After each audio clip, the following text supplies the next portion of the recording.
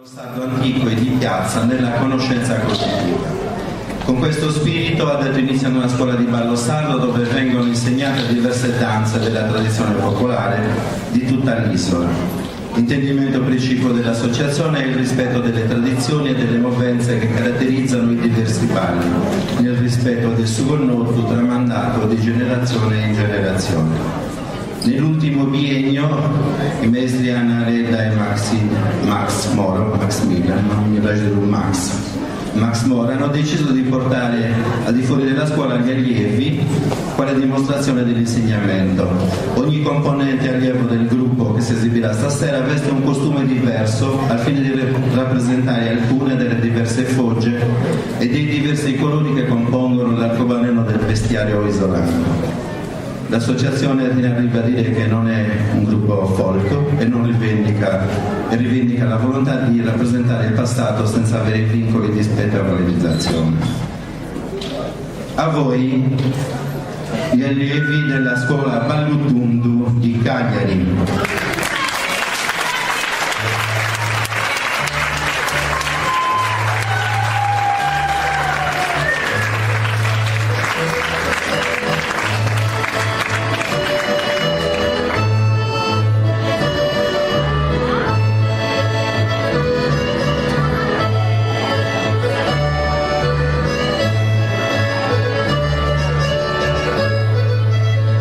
Eccoli qua, coloratissimi, vestiti di ogni paese, diverse zone dell'isola, a rappresentare appunto, come vi ho detto prima, i colori. Associazione Ballutundu che si esibisce su Ballutundu Zirawadillu, scuola di ballo Ballutundu di Cagliari. All'organetto Alberto Lari, lo stavo dimenticando.